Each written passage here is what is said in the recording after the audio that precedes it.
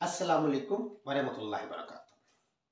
आज फिर अपने चैनल तौकीर वॉइस के थ्रू आपके सामने हाजिर हुआ हूँ। आज मैं आप लोगों के साथ हालात हाजरा और काबिश शोर की वीडियो के साथ हाजिर हूँ। आपने अगर अभी तक मेरा चैनल सब्सक्राइब नहीं किया तो इसे सब्सक्राइब कर दीजिएगा और साथ बेल आइकन प्रेस कर दीजिएगा ताकि वक्तन फ़वक्तन आपको ऐसी वीडियोस मिलती रहे। चलते हैं अपने उन्वान की तरफ। जैसे कि हम बखूबी आगाह हैं कि हमारे मुल्क में इस टाइम बदतरीन मुआशी बदहाली का शिकार है। महंगाई का बोझ हम लोग आम लोग अपनी कमरों पे लादे जिंदगी गुजारने की कोशिश कर रहे हैं। और इधर अगर मुआशी बदहाली है तो इधर सियासी अदम इस्तेकाम भी है। इधर महंगाई है तो इधर बेरोजगारी और गुर्बत या अफलास में अपने डेरे जमाए खड़ी है। इधर लोगों के रवैये नाकाबिले बर्दाश्त होते जा रहे हैं तो इधर हमारा मुआशरा तबाही के दहाने पे खड़ा हुआ है। इधर हम लोग करप्शन के सताए हुए हैं और इधर हमारी जो इंसानियत के म्यार हैं, जो इंसानियत के तकाजे हैं, वो भी हमें मुयस्सर नहीं है। अब इस दौरान कोई भी एहसास रखने वाला शख्स सोचता है कि क्या कभी ये हालात साजगार भी होंगे? क्या कभी हम लोग ग्रोहों से निकलकर आवाम का रूप धारेंगे? जैसे हम आज जिन मसाइल से वाबस्ता हैं, जिन मसाइल से हमारा ताल्लुक है, क्या ऐसे ही हमारी नस्लें भी इन्हीं के बोझ थले से सकती नजर आएंगी? ये आज का सवाल है जो हर इंसान एहसास से दिल रखने वाला सोचता है। इसमें कोई शक नहीं कि हम लोग हमारे यहाँ सोशल मीडिया से लेकर प्रिंट और इलेक्ट्रॉनिक मीडिया तक, हमारी गली मोहल्लों में, हमारे घरों में, हमारे काम करने की जगह पर इन मसाइल पर बहुत ज़्यादा डिस्कस होता है और हाईलाइट भी किए जाते हैं। लेकिन अफसोस इस बात का है कि हमें लगता है कि इन मसाइल का हल इसी निज़ाम के साथ मुमकिन है, जो कि ऐसा पॉसिबल नहीं है। अब निज़ाम की तब्दीली की बात करते हैं तो उसमें सबसे पहला फैक्टर होता है शऊर। जब तक हमारे अंदर ये शऊर उजागर नहीं हो सकता, निज़ाम तब्दील नहीं होगा, और निज़ाम तब्दील नहीं होगा तब तक हमारे मसाइल के हल होते हुए बिल्कुल भी नज़र नहीं आ रहे, बल्कि ये बढ़ते हुए लग रहे हैं। अब इसी शऊर के मुतालिक मैं आपको थोड़ा सा एक एग्जाम्पल देकर समझाना चाहता हूँ, जो कि आज बेसिकली मेरा टॉपिक है। देखिए जी, हमारे हाँ जो आजकल सियासी हालात चल रहे हैं, इसी से रेलेवेंट एग्जांपल देता हूँ कि हमारा ताल्लुक जिस भी सियासी जमात से हो, हमें यूँ लगता है कि हमारा लीडर, चाहे नवाज शरीफ हो, इमरान खान हो, जब बिलावल हो, हमें लगता है कि इनकी हुकूमत आने से हमारे हालात सुधर जाएंगे। लेकिन ऐसा बिल्कुल भी मुमकिन नहीं है। कई फैक्टर्स हैं, उनमें एक बहुत बड़ा अहम फैक्टर जिससे मैं आपको एग्जाम्पल समझाना चाहूँगा वो क्या है कि जैसे कि हम लोगों को अब बहुत हद तक ये बात क्लियर हो चुकी है कि पसे मंजर में हुकूमत असल में करता कौन है। अब अफसोस की बात तो ये है कि इन तमाम सियासी जमातों के साबका हुक्मरान हमें ये बताते हुए नजर भी आते हैं कि हम बेबस थे, हमारे पास इख्तियारात नहीं थे, लेकिन अब भी वो इस निज़ाम की तब्दीली के बगैर उन्हीं से ही हुकूमतें मांगते हैं, उन्हीं को ही राजी करने की कोशिशों में लगे हुए हैं। अब यहाँ पर सियासी जमात किसी की भी हुकूमत आ जाए, लेकिन वो हुकूमत बराए नाम ही होगी।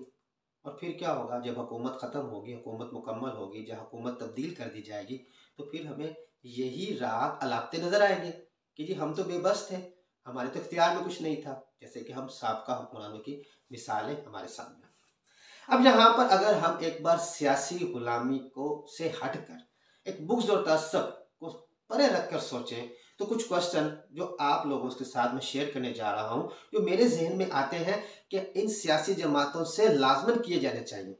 जैसे कि पहला क्वेश्चन ये है कि आप लोग, हर सियासी जमात बता रही है कि ये हम बेबस थे, ये है। इनसे क्वेश्चन ये है कि अगर आपको 2/3 3/3 कोई भी अक्सर के साथ हुकूमत मिल जाए, क्या प्लान है, आप इन लोगों से कैसे छुटकारा हासिल करेंगे? ये बहुत अहम क्वेश्चन है जो हमें किया जाना चाहिए कि क्या आपके पास ऐसा कोई ऐसी ज़हन में कानून साजी सोची हुई है, कोई ऐसा प्लान है कि आप लोगों को लगता है कि आप उसको अमल करके इनकी हुकूम जो असल में हुकूमत कर रहे होते हैं उनका दरवाज़ा बंद कर सकते हैं। देखिए, अगर ऐसा हो जाए तो आप अपनी मनपसंद हुकूमत करेंगे, फिर आप जिस तरह चाहें इंसान का फलाह, पाकिस्तानियों की फलाह बहबूद के लिए काम कर सकते हैं। लेकिन अब यहाँ पर असल इशू क्या बनता है कि आपकी हुकूमत जिन एमएनए और एमपीएस के सर पे खड़ी होनी है, उन्हीं का तो ताल्लुक उनके साथ होता है। तो फिर कैसे वो आपकी मदद करेंगे कि आप कानून साजी करें और उनका रास्ता बंद करें? ऐसा मुमकिन नहीं है। दूसरी बात, हमारे मुल्क में आजकल मुआशी बदहाली का बहुत चर्चा चल रहा है, जिसका बोझ, इसमें कोई शक नहीं, सिर्फ हम लोग उठा रहे हैं और लोग नहीं उठा रहे, हम जैसे आम आदमी ही इसका बोझ उठा रहे हैं।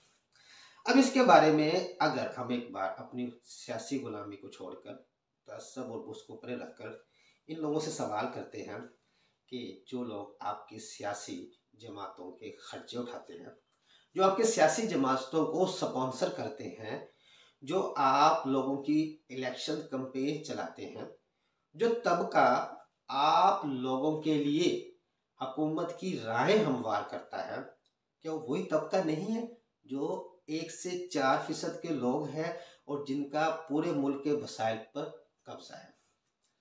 जमींदारी भी उन्हीं के पास है, यानी कि ज़मीनें भी उन्हीं के पास है, सरकारी जॉब्स भी उन्हीं के पास है, कारोबार भी उन्हीं के पास है, सनतें भी उन्हीं के पास है, मीडिया चैनल्स भी उन्हीं के हैं, ब्यूरोक्रेट्स भी वही हैं, तो और सियासतदान भी वही बने हुए हैं।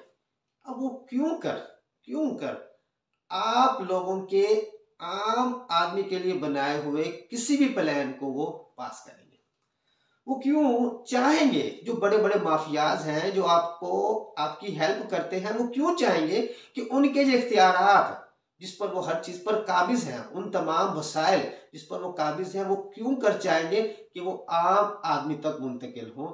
क्वेश्चन है कि क्या भला वो चाहेंगे कि अपने जो वो नाजायज मुनाफे, या वो बड़े बड़े बहरान खड़ा करके पाकिस्तान में हम जैसे आम लोगों से अरबों कमाते हैं, वो क्यों कर उन अरबों रुपयों को कम करके हमारे फायदे के लिए बात करेंगे? ऐसा मुमकिन नहीं है, ऐसा बिल्कुल भी मुमकिन नहीं है।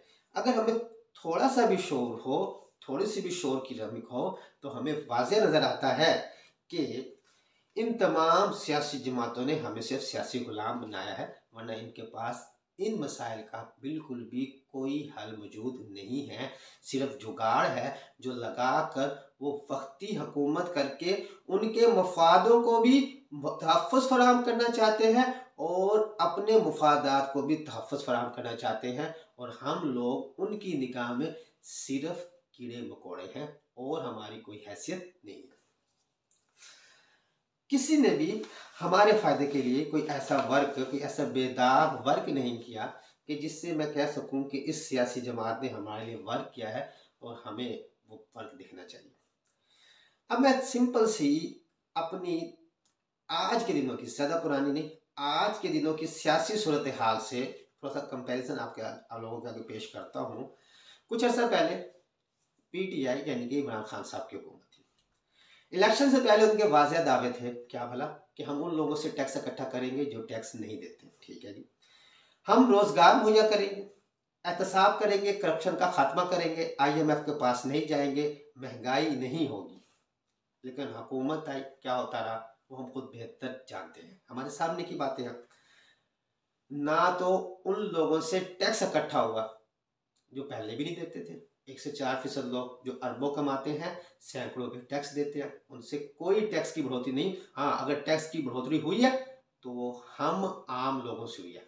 मैं छोटी सी एग्जांपल देता हूँ कि पहले जो UMS यानी कि पोस्ट ऑफिस का UMS 60 रुपए का था, उसको एकदम बढ़ाकर 100+ कर दिया जाता है, और फिर खुशी से दंदनाते फिरते हैं कि हमने इस पोस्ट ऑफिस को इतनी तरक्की दे दिया। तो कोई इनसे ये नहीं पूछता कि वो तो आप लोगों ने हम जैसे माड़े लोगों से वो 60 से 100 रुपया कर एक्स्ट्रा इजाफी चार्जेस लेकर हमसे ही हासिल किए हैं, हमारी ही जिंदगी को अजीरत बनाया है। जिन लोगों ने उन वसाइल पे कब्जा किया हुआ है उनसे आपने कुछ हासिल नहीं किया। बहरहाल खान साहब की हुकूमत में महंगाई भी हुई, IMF के पास भी गए, बेरोजगारी भी बढ़ी, मुकम्मल एहतसाब भी किसी का ना हुआ। करप्शन के केसेस बने लेकिन पाया तकमील तक कोई नहीं पहुंचे। अब उस दौरान क्या हुआ, बल्कि उनके अपने कारंदे जिनकी अब स्टोरीज आएंगी और आ रही हैं, उन्होंने करप्शन के बेतहाशा झंडे गाड़े जो अभी अनकरीब हमें पता लगने वाला है। अब खुद सोचें कि हर नाजायज काम के लिए पैसे लेते रहे और इस दौरान में हर काम, मतलब जो भी हमारे पास, छोटी सी एग्जांपल देता हूं कि हमें अगर लगता है कि उस दौरान अगर करप्शन कम हुई है या ख़त्म हुई है, तो छोटी सी एग्जांपल देता हूं, जो इदारे पहले भी करप्ट थे, जो इदारे हम लोगों के किसी भी काम के लिए हमसे पैसे लेते थे, क्या उसमें से किसी इदारे ने हमसे पैसे लेने बंद किए? बिल्कुल नहीं, बल्कि महंगाई के बढ़ते ही उन लोगों ने क्या किया, अपने रेट्स भी बढ़ा दिए। अब चलते हैं, कुछ अर्से पहले फिर हुकूमत चेंज होती है, 12 सियासी जमातें इकट्ठी होकर एक जमात बनाते हैं और राग अलापते नजर आते हैं, महंगाई है, बदहाली है, ये है वो है। और फिर क्या होता है, हुकूमत मिल जाती है, हुकूमत में आ जाते हैं, बेबसी की हुकूमत जिसमें सियासी अदब-ओ-इस्तकाम भी बढ़ गया, IMF के पास भी पहुंच गए, मुआशी बदहाली भी अरूज पे पहुंच गई और इस मुल्क को ऐसे एक वेंटिलेटर्स पे लगा दिया कि जब तक कर्ज मिल रहा है तब तक हालात कुछ ठीक है, जैसे ही कर्ज की किस्त खत्म उसके बाद मुल्क दिवालिया। ये इस हुकूमत का जो हमें नजर आया। करप्शन के अपने जो केसेस बने हुए थे कुछ हुकूमतों में, उसको खत्म किया। बिलावल साहब अपने आप को दुनिया में मुतारफ करवाते फिरते रहे। उसके अलावा इस महंगाई में जुल्म के, और जो जुल्म, महंगाई, करप्शन के जो हम आम लोगों पे बोझ तोड़ेंगे वो हमारे सामने है। अब इस हालात में आप लोग कैसे सोच सकते हैं कि बगैर निज़ाम की तब्दीली के हमारे हालात सुधर सकते हैं?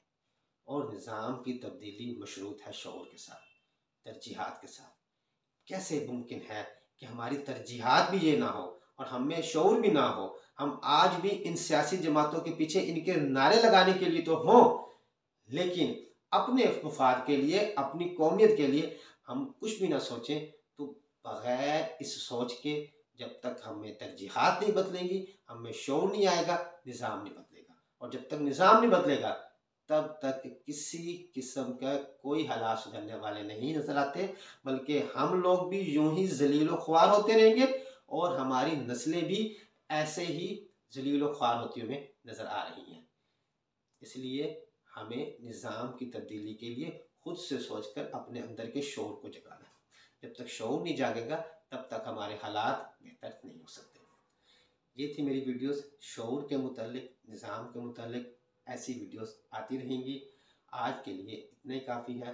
अल्लाह ताला हम सबका हामी नासिर हो, हमारे हमें तहफ़्फ़ुज़ फराहम करे। तब अगली वीडियो तक के लिए अल्लाह हाफ़िज़।